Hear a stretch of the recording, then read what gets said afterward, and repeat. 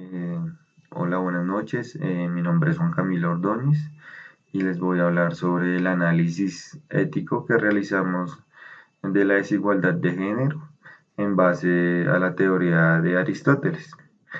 Bueno, cabe mencionar que en la época que vivió Aristóteles era una época en la cual la desigualdad de género era ampliamente aceptada. Eh, eh, y sus ideas sobre la mujer y dentro de la sociedad o su papel en la sociedad reflejan que el hombre era superior a la mujer. Sin embargo, pudimos encontrar información sobre la desigualdad de género y la postura aristotélica, la cual Aristóteles tiene una visión patriarcal y jerárquica de la sociedad, en la que se da la supremacía del hombre sobre la mujer. En una obra llamada La Política, Aristóteles sostiene que el hombre es un hombre perfecto, un hombre no comparado, y la mujer es una especie de ser imperfecto y mutilado, una persona inferior que no, que le hacen falta como cosas, lo interpreto de esa forma. Además, define que la mujer debe estar subordinada al hombre y que su función en la sociedad es netamente de procrear y de cuidar al hogar. Pero también es importante mencionar o destacar que el pensamiento aristotélico no puede ser reducido a esta visión sexista y limitada. También podemos mencionar o lo podemos ver en otras obras, como se llama la obra Ética Nicomacón de Aristóteles, donde sostiene que la justicia implica tratar a las personas de una forma equitativa, también considerando sus circunstancias individuales, eh, pero también podemos ver que de este modo, aunque su visión de la mujer no era igualitaria, Aristóteles no defiende la discriminación ni la violencia hacia ellas. Eh, Además, algunos estudios también han señalado que Aristóteles también reconoció la importancia de la educación de las mujeres y la necesidad de que éstas tuvieran acceso a ella. En su obra, como anteriormente lo mencionamos, eh, menciona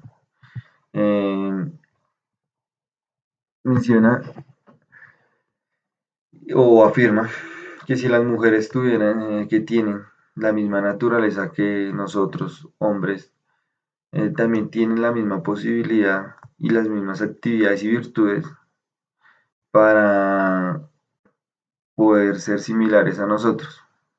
Bueno, en cualquier caso de estos, es importante destacar que el pensamiento de Aristóteles no puede ser considerado como una fuente de inspiración para la igualdad de género, aunque su obra contenga algunos aspectos que puedan ser considerados progresistas para su época. Su visión de la mujer como ser inferior y subordinada al hombre es incompatible con los principios de la igualdad y justicia que se rigen en la sociedad actual. Eh, no cabe este pensamiento en estos momentos. Muchas gracias. La experiencia griega parte de dos principios fundamentales. Por un lado tenemos la felicidad y por otro lado tenemos la condición social o la política. Sabemos que quienes pensaron la idea de humanización fueron los griegos, eh, pero hay que también pensar esa idea de humanización en cuanto a género. Pensar quizás en el colectivo que hoy en día es el LGBTQ+, y pensar que cada día o cada año que pasa se le agrega una letra más, también por su inclusión y por su diversidad, en un pensamiento helénico, es decir, individual, resulta también un poco interesante. Aristóteles, y como lo hemos visto a lo largo de ese semestre, en su Ética de Nicómaco, resalta que el fin de todo hombre, el fin de todo hombre, es la felicidad. Pero esa felicidad hay que pensarla también en todo el contexto cultural, es decir, en el bien común. Comprender ahora la sexualidad de género hoy en día Es dar la vuelta ante todas las vicisitudes, ante todos los conflictos que se ha presentado dentro de la discusión de ideología de género, de la inclusión, de la diversidad.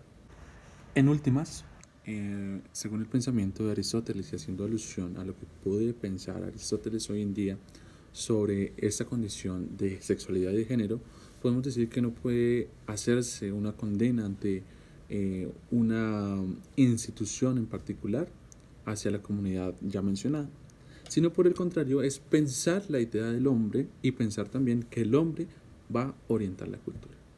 Asimismo, podemos tener en cuenta que la sociedad o la misma cultura es un constante cambio y que en ese constante cambio hay que aprender a afrontar esas vicisitudes y ese cambio de ideas. Según la filosofía de Immanuel Kant, no es apropiado atribuirle una opinión específica sobre la homosexualidad, ya que él no abordó directamente este tema en sus obras. Kant se centró principalmente en la ética y la moralidad, desarrollando la teoría del imperativo categórico y la idea de que las acciones deben ser juzgadas por su universalidad. Dicho esto, es posible analizar la posición de Kant a partir de sus principios éticos, ya que Kant sostuvo que las acciones deben ser juzgadas por sus intenciones morales y no por sus consecuencias. Según su perspectiva, la moralidad se basa en principios racionales y en el respeto a la dignidad humana. Kant afirmaba que no debemos tratar a las personas como meros medios para sus fines, sino como fines en sí mismos. Estos principios a la homosexualidad, podríamos argumentar que Kant podría considerar que las relaciones homosexuales no son intrínsecamente inmorales, ya que no violan directamente la dignidad o los derechos de las personas involucradas. Desde la perspectiva de Kant, lo relevante sería la intención moral y el respeto mutuo entre los individuos. Otra perspectiva de verlo a partir de Kant es la ética formal, en donde se habla de los imperativos categóricos y se habla de la voluntad y el criterio que debe tener cada uno al momento de decidir qué es correcto o incorrecto. Es importante mencionar que no se impone los quehaceres, sino que cada uno sea consciente de lo que está haciendo y asimismo reflexione sobre sus decisiones. Esto quiere decir que Kant, independientemente de la decisión que tome, en este caso el ser una persona homosexual, es una decisión que puede tomar cualquier persona y que hay que respetar, ya que de esta manera se llega a la libertad en sí mismo, lo que lleva a que todos somos iguales y tenemos derechos como también deberes que no excluyen raza ni condición social o género, en últimas basándose también en los deberes que cumple cada uno en la sociedad. Bueno, en este momento vamos a hablar de el siguiente punto, que es sobre la entrevista que le realizamos a Juan Camilo, estudiante también de la Universidad Minuto de Dios, del programa de psicología, donde evidentemente pues se ve que él sufre ciertas situaciones conjunturales a lo largo de su historia de vida, puesto que él pertenece a la comunidad LGTBIQ+, manifestándose de una forma poco común ante su ciclo o núcleo familiar y núcleo de amigos o núcleo social, puesto que no se ve aún centralizado en tener libertad, en tener posición, en tener un libertinaje frente a su orientación sexual. Y efectivamente el sesgo, los rechazos, las manifestaciones poco adecuadas que vayan referente a la comunidad LGTBIQ+, son lo que hoy en día aún se evidencian. No se ha normalizado, no se ve como buena conducta, no se ha visto un buen comportamiento del recibir a esta comunidad LGTBIQ+, que era básicamente lo que nos manifestaba Juan Camilo a la hora de hacer las entrevistas.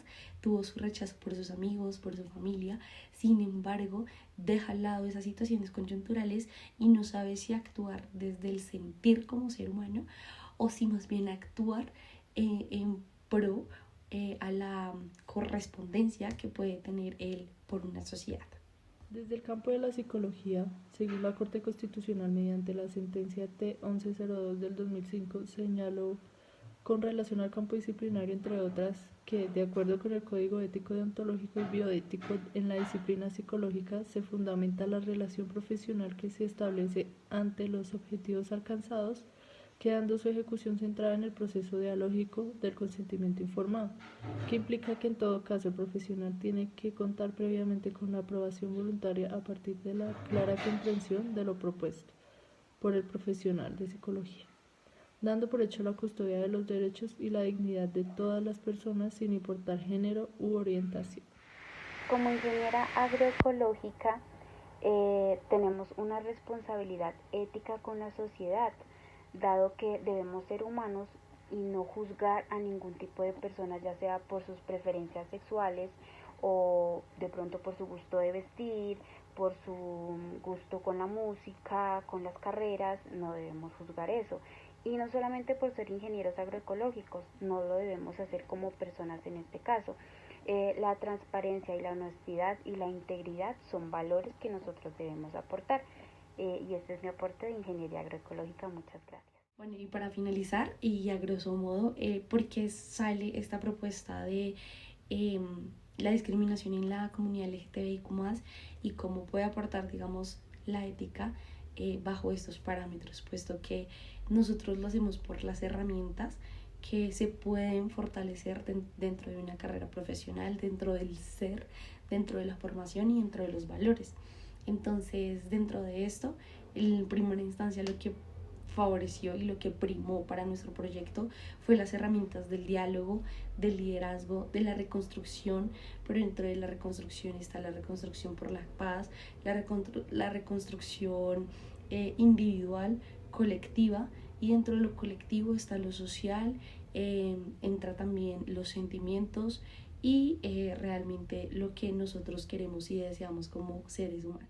Bueno, de acuerdo a la recopilación de todo el trabajo y de todo el semestre, que sí cambió nuestra perspectiva desde el día número 1 hasta culminar este curso de nuestra definición o de cómo pudo impactar la ética y cómo podemos cambiar nosotros la percepción. Efectivamente, llegamos a la conclusión de que sí, fue un retoño completamente trascendental, puesto que siempre vemos al ser humano desde una postura muy estática, pero pues más allá es que el ambiente es fluctuante y por ende los mecanismos tanto de autodefensa como de defensa ante el individuo como en la parte colectiva es de gran impacto. Entonces podemos decir que nos cambió bastante la opinión. ¿Qué es ser un profesional ético? Bueno, nosotros partimos de tres palabras muy claves. La primera es responsabilidad, honestidad y bienestar. Puesto que estas tres palabras es el constructo del ser humano, es el constructo por el cual nosotros como profesionales tenemos que invocar el bien tanto individual como colectivo. Puesto que nosotros como profesionales no podemos involucrarnos ante nuestro punto de vista, ante nuestras percepciones, ante nuestras experiencias o vivencias a lo largo de nuestras vidas, porque no tendría valor a ello. Entonces, responsabilidad, honestidad y bienestar es velar realmente por el bien del otro, pero ese bien es con justas razones y con algo de valor, que son los valores éticos que a nosotros nos fortalece día a día. Y como conclusiones finales tenemos tres palabras: permanente, perseverante y firme. Pues la ética básicamente también es el retoño y la conservación para llegar a inculcar o a impactar ciertas vidas, de manera que esas conductas del ser humano se vean reflejadas en un actuar de bien. También incluimos que el juzgar los sesgos o los estereotipos que se puedan tener en cualquier ambiente del individuo se deben reevaluar y reeducar. ¿Esto con el fin de qué? De hacer realmente un buen acto profesional. El acto profesional nace desde una vocación, desde unos valores que intrínsecamente se deben validar para que se pueda tener un reflejo de manera adecuada, eficaz y eficiente.